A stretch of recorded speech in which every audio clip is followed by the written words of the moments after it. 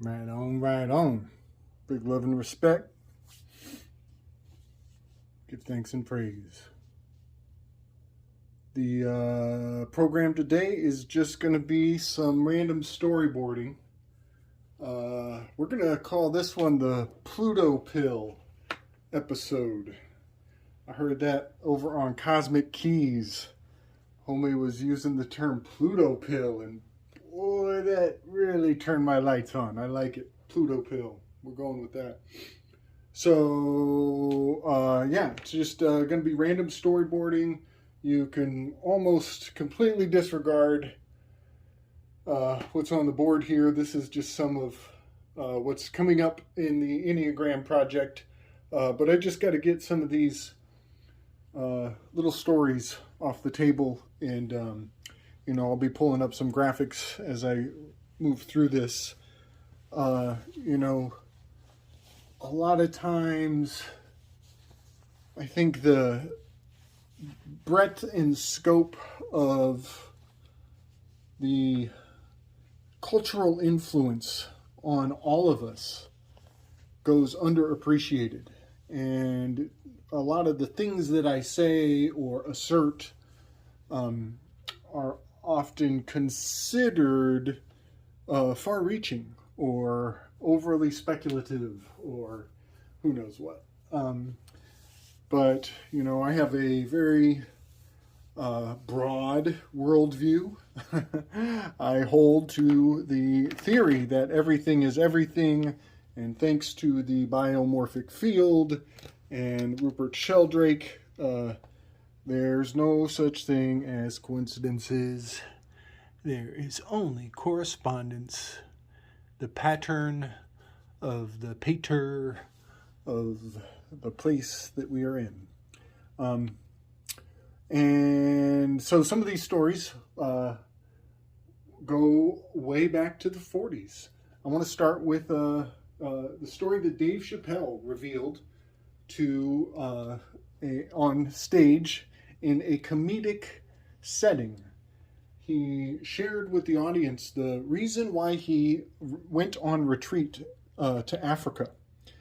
And a lot of people took it as a bit. They took it as, because it's in that comical setting, a lot of people just figured he was being funny. But now that we get to look back with 2020 hindsight, I think we could call what he said beyond humor, transcendent, and downright prophetic. Chappell tells the story of a pimp named Iceberg Slim, an author from the 40s who wrote about pimp culture. And he's much, much, much more descriptive. I'll try to put the link in the show notes so everybody can participate in that incredibly insidious method that Iceberg Slim used to keep his prostitutes on the hook. And the story goes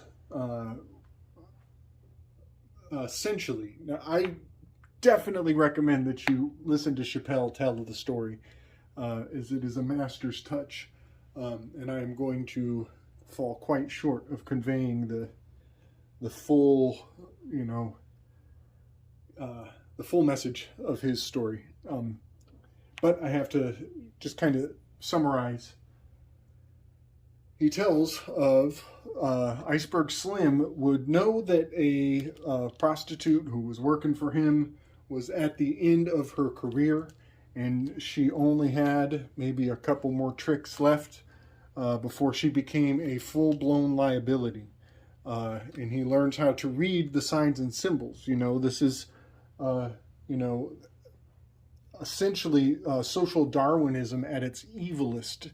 And a lot of people received this information and relegated the methodology of Iceberg Slim to the safe, distant context of a streetwalker or, gangster culture.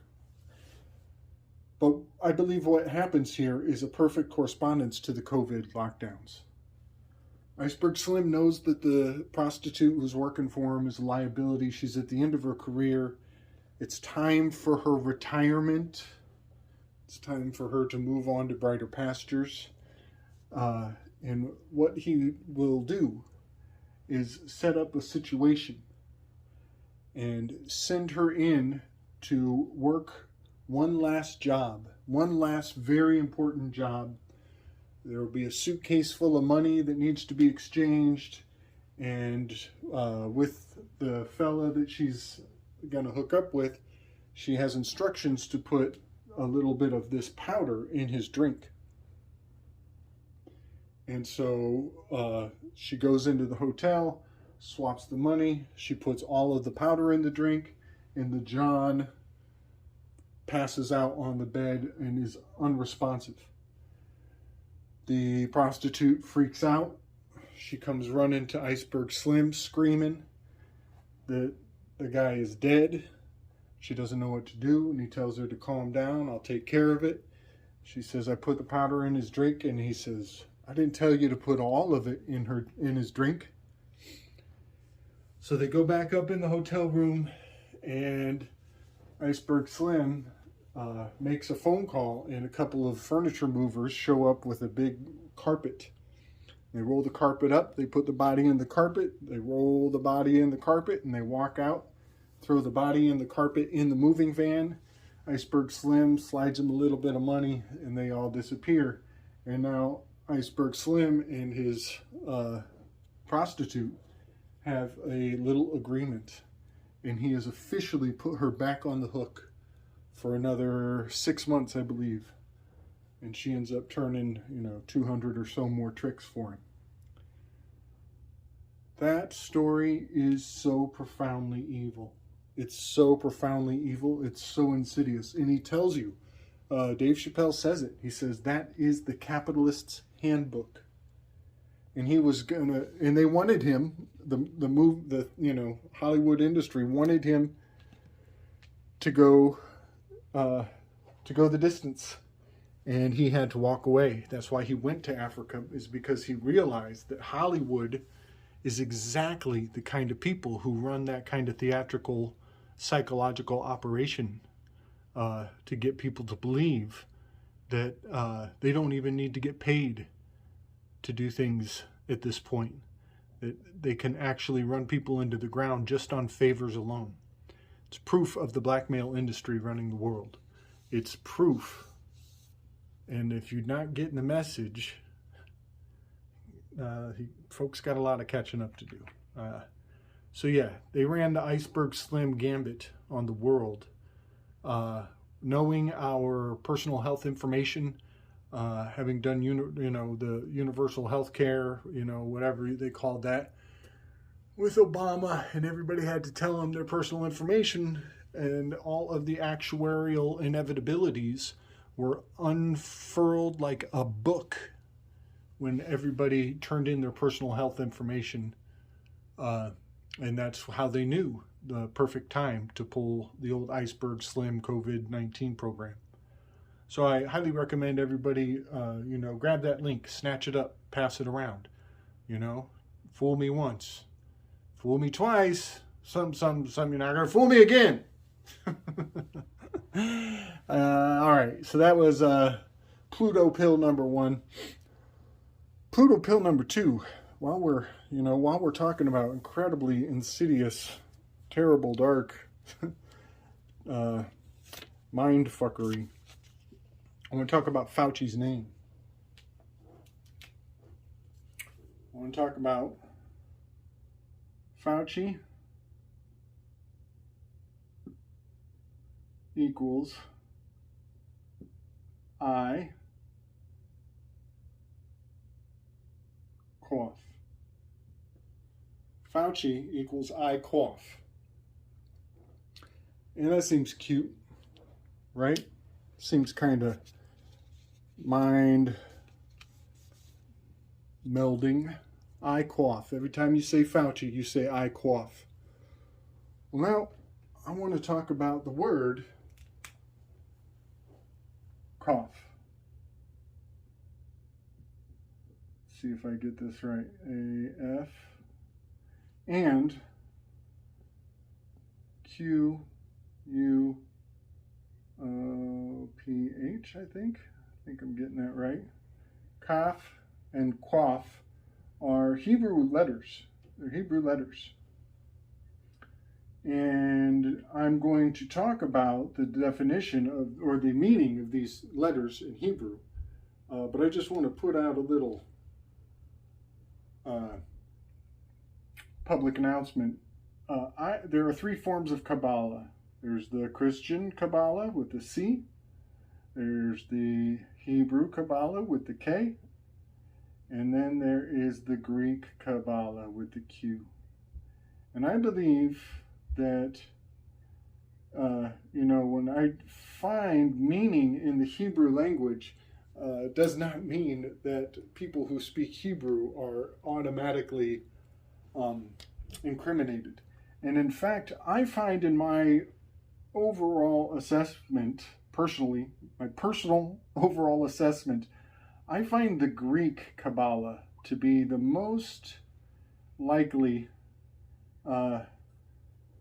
to be at play. I find that the Greek pantheon is invoked, is venerated by the forms of Kabbalistic spellcraft that I generally interpret in my work. A lot of people want to blame it on the K's. Some people get hung up on the C's. Personally, I think the real magic is in the Q's. I think the Greeks were so cunning and so insightful, spiritually and psychologically. Just find it to be next level. And of course, with the Greeks, it's just 1 degree away from the Egyptian pantheon.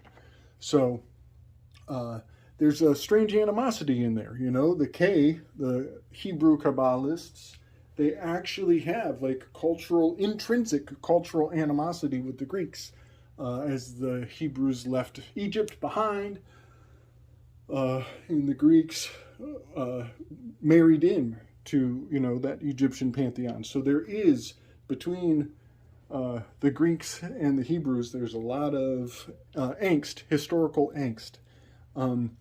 I do believe there was, I don't know these locations, times, dates, but I believe there was a temple sacrifice where Greek interest groups came into the Hebrew temple and sacrificed and slaughtered a pig on the altar. And the pig is Zeus. He's the Susia. He's the dirty one. Am I doing this right? Zeus. S-A-E-U. Zeus. There we go. Jesus. He's the Susia. The pig. The chauvinist. Defiling their kosher temple with the blood of a pig was horrible. It was absolutely horrible. But it's used for culture clash. Throwing the pig in the face of the Orthodox Hebrews is age-old fuck you and your clique. So that is why I believe, that's why swine is such a popular cuisine in Spain, as it goes back to, the Sephardic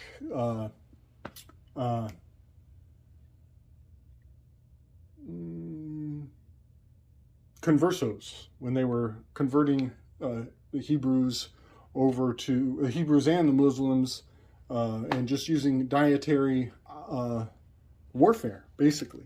Anyway, I'm way off my program. All right. The point is, I see a lot of Hebrew words encoding meaning that does not, in my mind, necessarily mean that people who speak Hebrew are to be vilified. So that's my disclaimer. That was a long disclaimer. Kaf and quaff. It actually means, and I'll bring the graphic up It's not a very good graphic. Maybe I'll try to make a better graphic to get some clarity. But I believe it's kaf means to lift up, and one of these means to turn your head.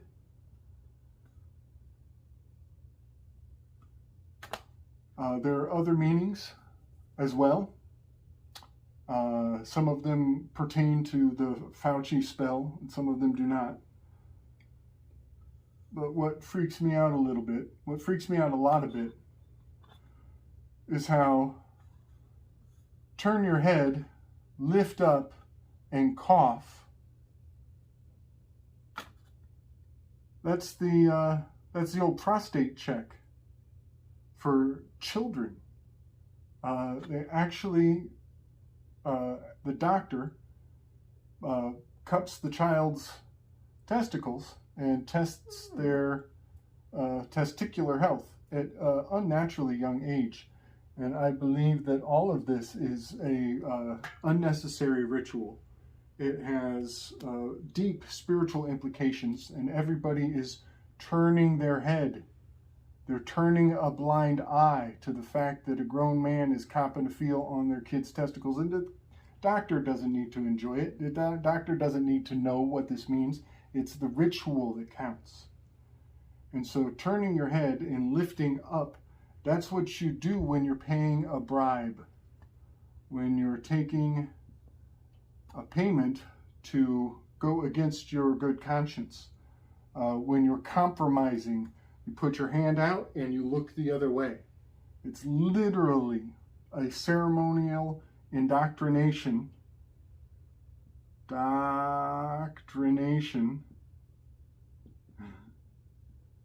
To turn a blind eye, to not look, to not see how despicable cough Fauci is. And now all of this is encapsulated in another word that is very expensive: NASA. I know everybody's got their own spin on what NASA means. Deceiver, need another 7 astronauts. I know, not a straight answer. In Yiddish, they will tell you it means to lift up. To lift up. All of this is very Old Testament technology.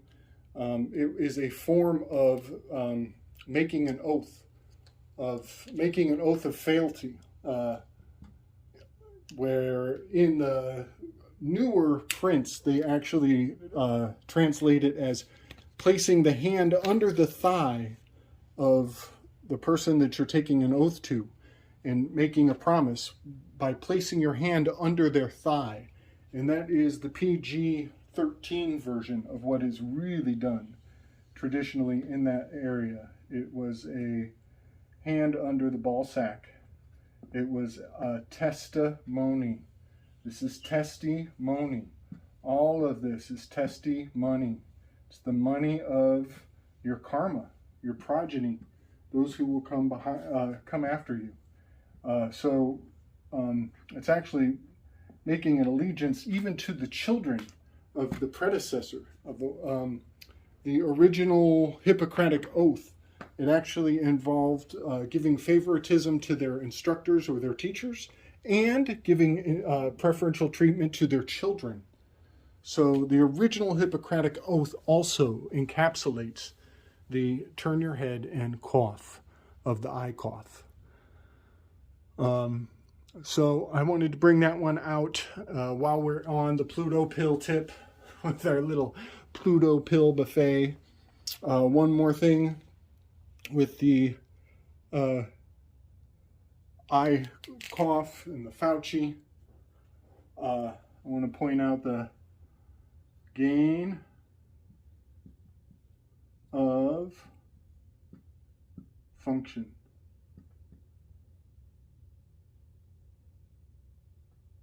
That is fog. It's the fog of war. And that one just kind of came across my mindscape just today.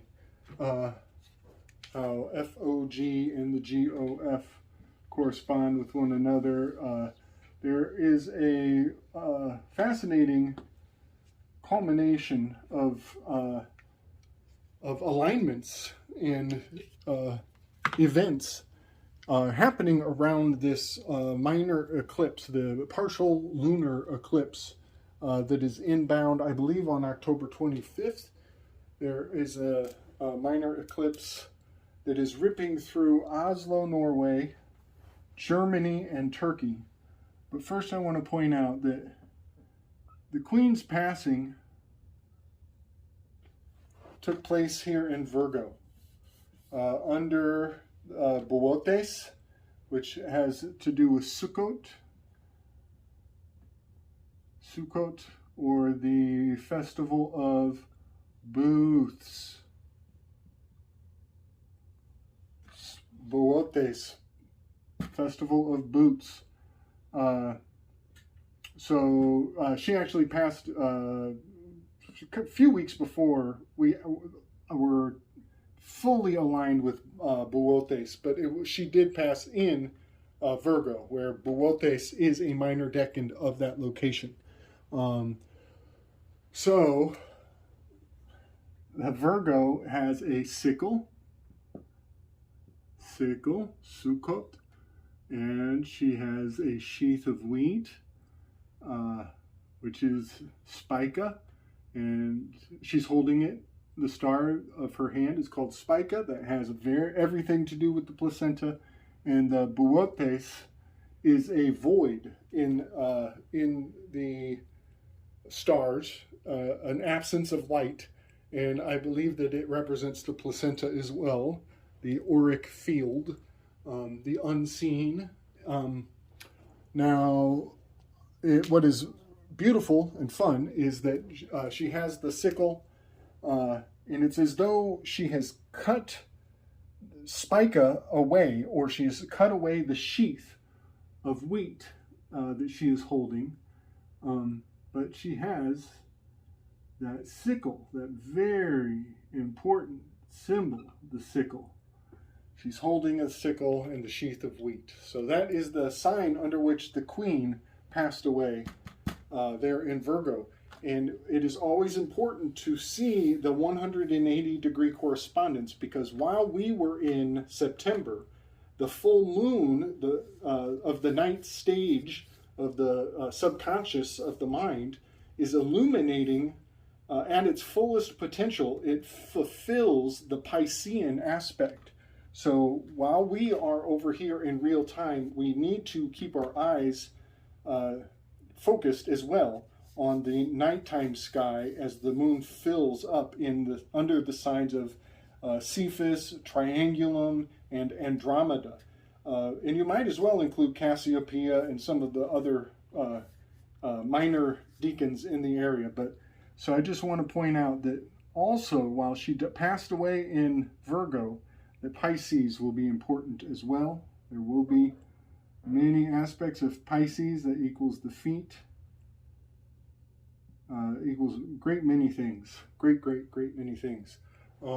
So that is the marcation of where she passed away. That's where the energy of the Queen, all that whole lifetime of whatever queenly energy, it's where it was harvested. It was harvested on the sign of Virgo under the sickle and the void of Boötes and the sign of Spica, which has much to do with that placental umbilical cord and the cutting, the original cut, the most important cut.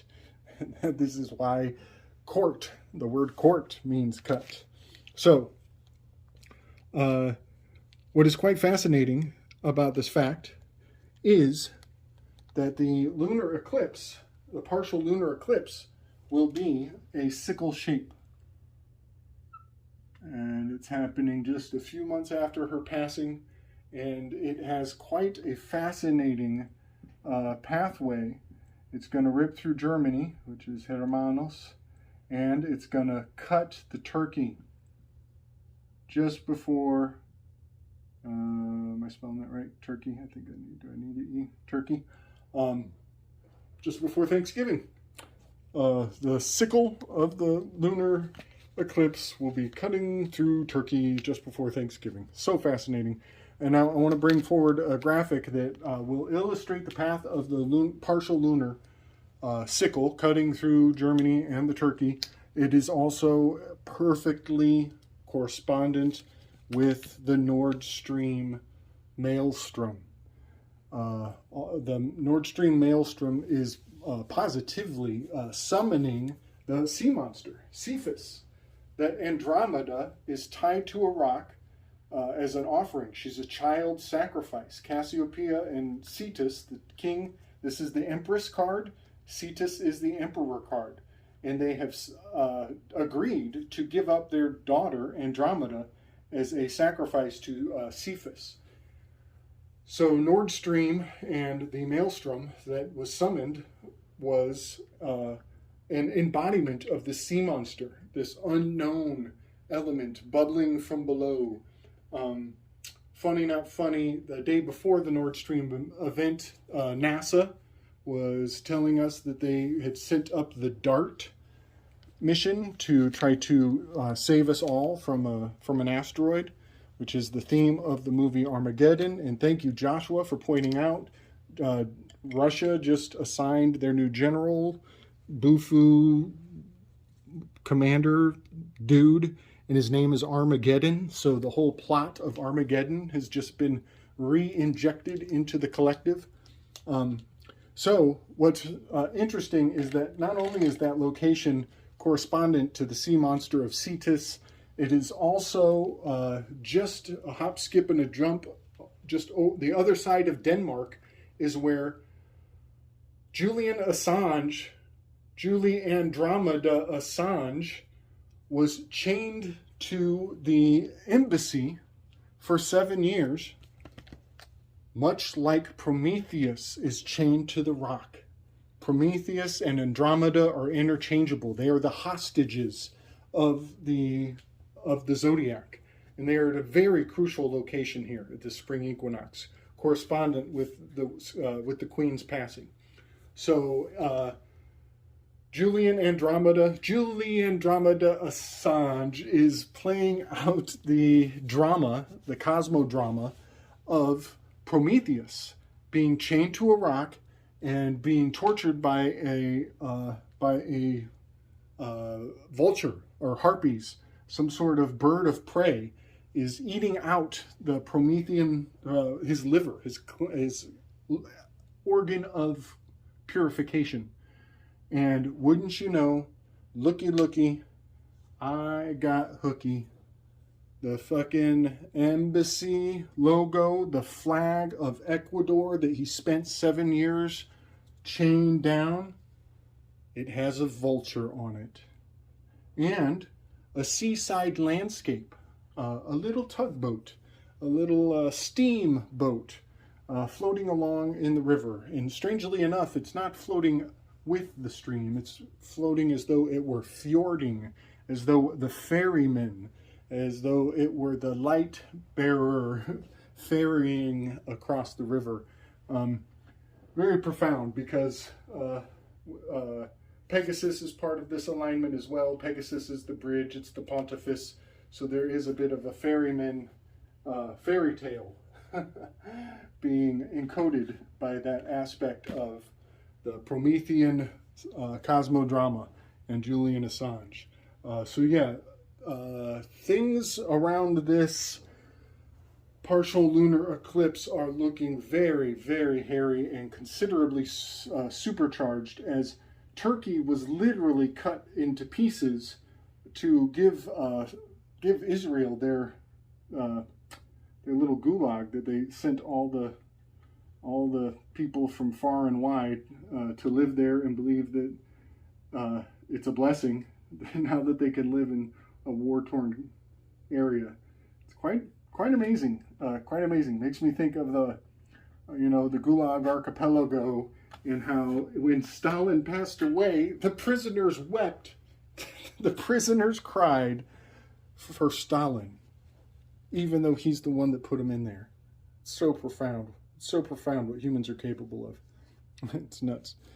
So yeah, just wanted to point that out. The turkey's about to get cut by the sickle. That corresponds with the Virgo that the queen just died in. So we're probably going to see a considerable degree of, same old fuckery. But what is really mind-boggling is that the myths seem to be the legend or the key to deciphering what is being signaled. They're utilizing archetypes, and that is quite next level in my mind. One more thing, I just want to put this out. We did everybody should go back and take 6 hours out of your life. Watch Weaving Spiders' Webs episode 100, which was titled "C." Very simply, C was the name of that episode, and in that episode we talked a lot about Extinction Rebellion, and that's not bad. Extinction Rebellion and this new, let's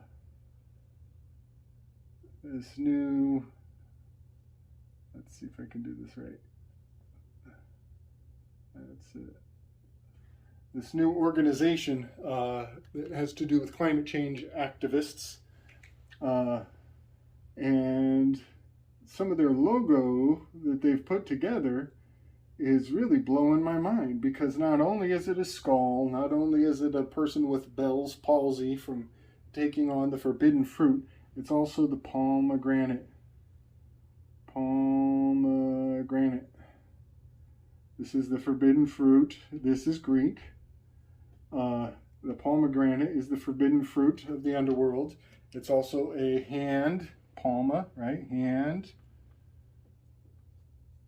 grenade. And I've talked, A-D-E, I think that's close enough. And I've talked about this before, but the Barack Obama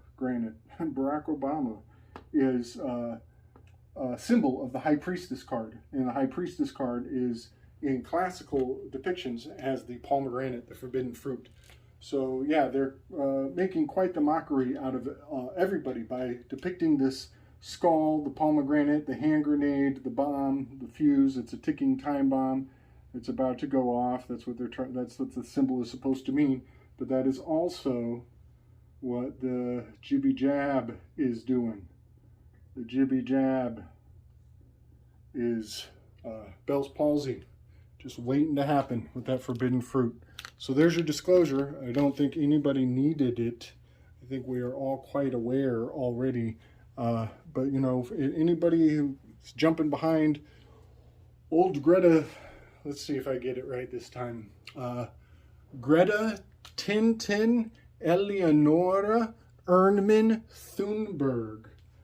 Quite the fucking name, I tell you what. On one of their other logos, Extinction Rebellion looks exactly like the mask. Well, to me, looks very much like the masks from Umbrella Academy. So I'll bring some of these ideas forward. And one thing that creeps me out about her name, Greta Tintin Eleonora Ernman Thunberg, is that it is an acronym for Greta, and then, let's see, Greta, and then Tintin Eleonora Ernman Thunberg. It's great teats. It's that great teat in the sky. It's absolutely inappropriate for a child to be bearing these symbols and these aspects. It makes me uncomfortable even seeing it or pointing it out, in fact. But I do believe that that is a communist nod and a wink. They're talking about that great teat in the sky. The government is going to come and save everybody. And that's quite the pipe dream, if you ask me. So I'll try to put together all these graphics, and please, I know there's a lot of gnarliness going on with what I just laid out. But I think that the one thing that would be really profound is if we get that Dave Chappell video circulated enough. Wouldn't it be something if they had to take it down? Because it is so telling that psychological operation was time tested, going all the way back to the 40s, and all they needed was universal health care, and then they've got the timing just right to treat everybody like their little bitch. All right, love and respect, everybody. Keep your chin up. We're going to lighten it up on the next episode. Strength and wisdom.